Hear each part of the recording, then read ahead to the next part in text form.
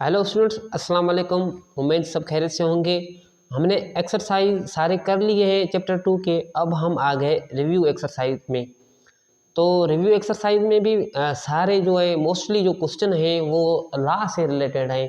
For example commutative law, associative law, distributive law. तो इस हिसाब से सारे मोस्टली ये क्वेश्चन हैं।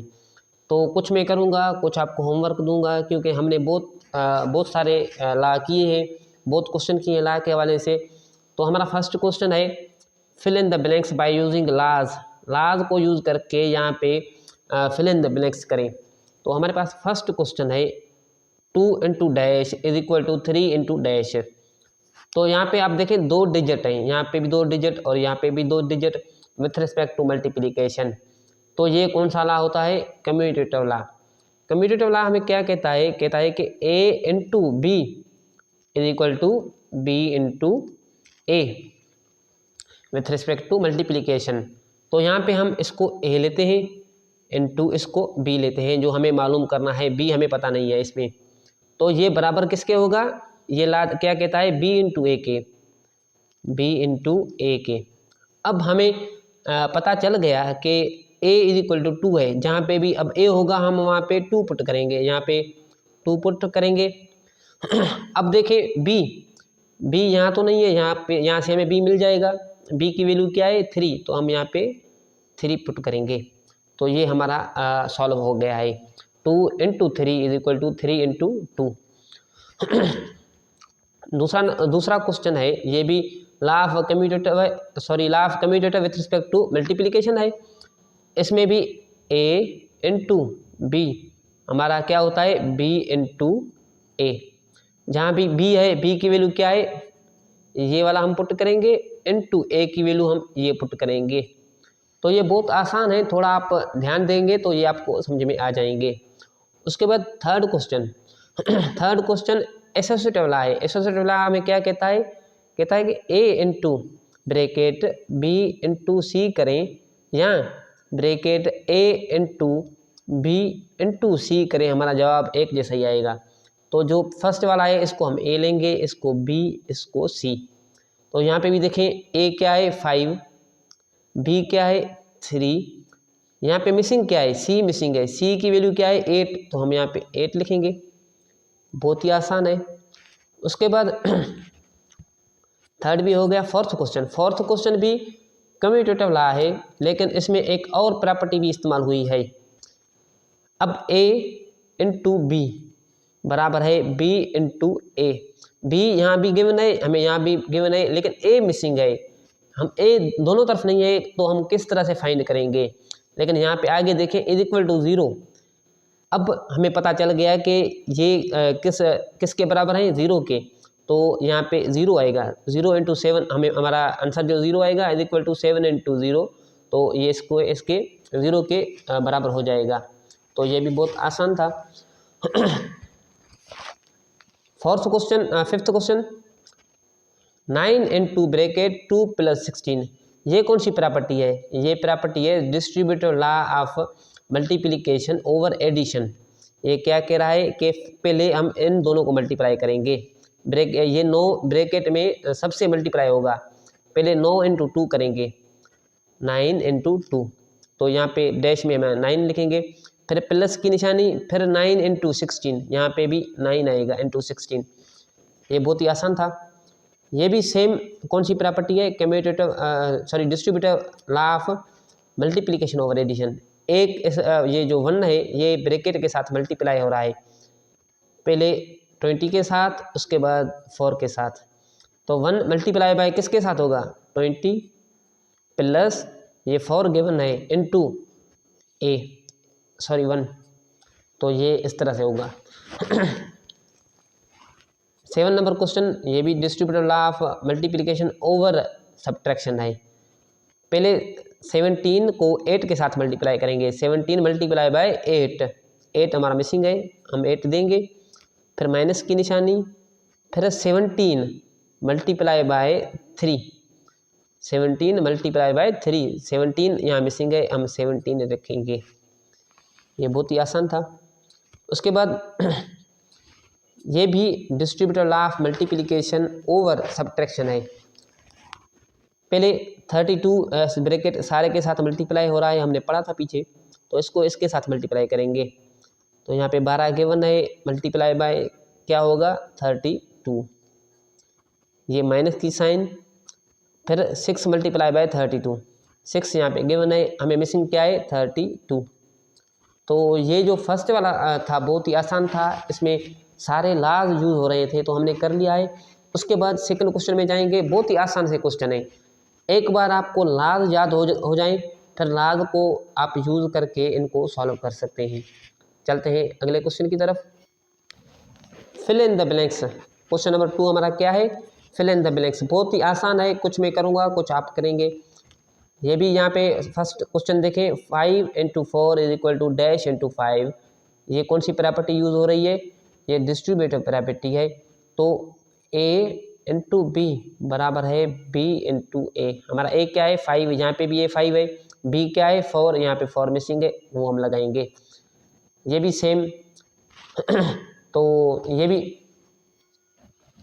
इसमें इस क्वेश्चन में मुझे थोड़ा मसला लग रहा है क्योंकि आप देखें 15 ब्रैकेट के साथ मल्टीप्लाई, सॉरी ये एसोसिएटिव वाला है, एसोसिएटिव वाला क्या कह रहा है ये a है, ये b है, ये c है। तो यहाँ पे b तो हमें गिवन है, a हम यहाँ पुट करेंगे 15 इंटू यहाँ पे जो इंटू 6 है वो मिसिंग है, यहाँ पे मे भी ये मिसप्रिंट हुआ हो, यहाँ कोई और मसला हो, मुझे मिसप्रिंट लग रहा है। उसके बाद third number question, distributive law of multiplication over addition, ये इसके साथ मल्टीप्लाई होगा, तो 10 × 15 और यहाँ पे मिसिंग क्या है, फिर ये 10 इस 6 के साथ मल्टीप्लाई होगा, तो यहाँ पे 10 मिसिंग है। तो इस तरह से आप दूसरे भी कर सकते हैं। हम चलते हैं क्वेश्चन नंबर 3 की तरफ। क्वेश्चन नंबर 3 में क्या है, राइट ट्रू और फॉल्स, ट्रू और फॉल्स लिखना है। इसमें क्या है कि यहाँ पे भी प्रॉपर्टीज़ हैं लेकिन आपको वेरीफाई करने हैं कि ये आया ट्रू है या फॉल्स है। फॉर एग्जांपल मैं एक कर लेता हूँ, दूसरे आप खुद कर ले। देखिए ये 5 माइनस 3 क्या बराबर है 3 - 5 के। अब देखिए 5 में से 3 जाएँ तो हमारे पास क्या बचेंगे 2 और प्लस के = 3 में से अब क्या करेंगे, यहाँ पे 3 और यहाँ पे माइनस के 5 है, तो 3 माइनस के 5 में से कट करेंगे तो हमारे पास आंसर आएगा -2। तो ये इक्वल नहीं है, तो ये हमारे पास क्या होगा फॉल होगा। इस तरह से आप दूसरा भी कर सकते हैं। फॉर एग्जांपल मैं दूसरा भी कर लेता हूँ, यहाँ पे 3 × 1 + 7 = 3 × 8 अब हम यहाँ पे पहले मल्टीप्लाई करेंगे, 1 × 3 3 + 7, ये हमारे पास क्या होंगे 10। अब इस तरफ देखिए 8 × 3 = 24, क्या 24 और 10 आपस में बराबर हैं, नहीं, तो ये भी हमारे पास फॉल हो जाएगा। ये बहुत ही आसान है, आप खुद भी कर सकते हैं, दूसरे आप खुद कर लें। उसके बाद कुछ न्यू क्वेश्चन है वो मैं यहाँ पे कर रहा हूँ। 14, अगर हम 14 को डिवाइड करें 0 के साथ तो हमारा आंसर 14 आएगा। यहाँ पे 14 है, इसको हम डिवाइड करेंगे 0 के साथ, क्या हमारा आंसर 1 आएगा, और सॉरी 14 आएगा, नहीं भाई, तो ये भी हमारा फॉल है। हमारा क्वेश्चन नंबर 8 है, 0 डिवाइड बाय 125 = 0, तो ये क्या है, ये करेक्ट है, इसको हम ट्रू मानते हैं क्योंकि 0 को किसी भी डिजिट के साथ अगर हम डिवाइड दें तो हमारा आंसर क्या आएगा 0 आएगा।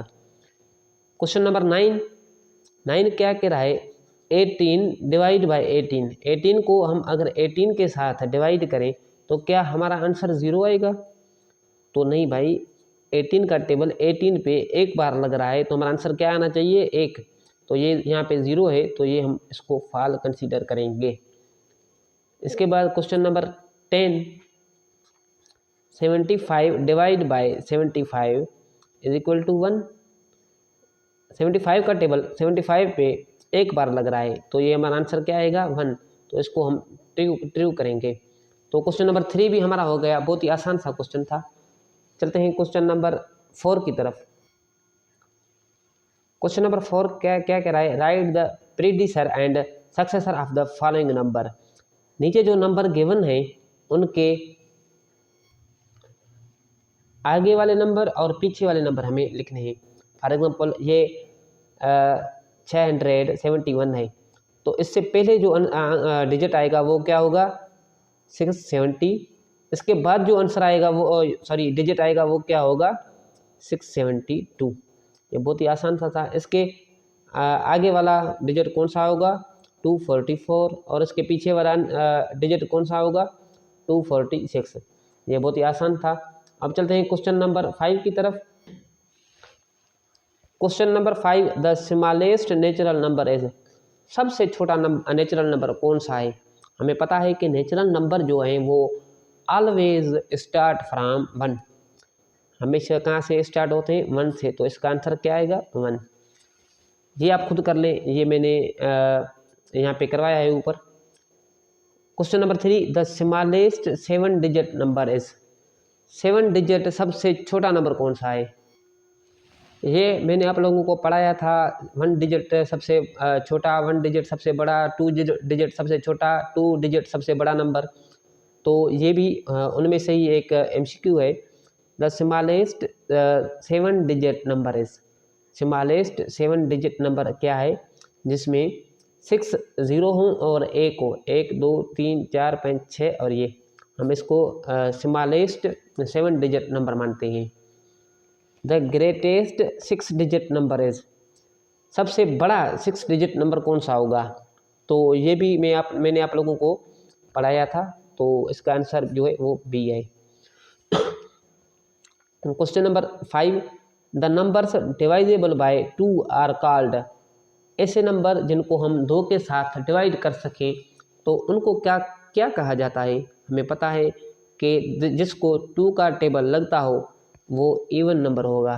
क्या होगा इवन नंबर। तो इसका ऑप्शन B करेक्ट है। ये हमारे MCQ हो गए क्वेश्चन नंबर 6 और ये हमारा लास्ट क्वेश्चन है। तो इसमें क्या कह रहा है, आगे 2-3 क्वेश्चन हैं लेकिन वो भी प्रॉपर्टी के हैं, लाज के हैं, जो आप खुद भी कर सकते हैं। प्रॉपर्टी हमने बहुत अच्छी तरह से पढ़े थे, वो बहुत ही आसान है। Draw number line to represent the following numbers, number line draw करें और यहाँ उन पे ये जो नंबर गिवन है उनको रिप्रेजेंट करें। तो ये बहुत ही आसान है। क्वेश्चन नंबर 1 हम करते हैं। नंबर लाइन ड्रा करना है और उसमें ये जो नंबर है इन्होंने दिए हुए हैं उनको रिप्रेजेंट करना है। हमें पता है कि हम ये सारे प्लस के हैं, इस तरफ होंगे। तो मैं यहाँ से स्टार्ट करता हूँ। एक नंबर लाइन ड्रा करें, इसको स्केल के साथ ड्रा करें और इक्वल नंबर्स इक्वल डिस्टेंस पे आप ये मार्क लगाएं और 0 से स्टार्ट करें। 3 4 5 6 7 8 9 और 10। अब यहाँ पे कह रहा है कि इनको इस लाइन पे रिप्रेजेंट करें। तो हमें पता है यहाँ पे 0 यहाँ पे है, तो हम इसको थोड़ा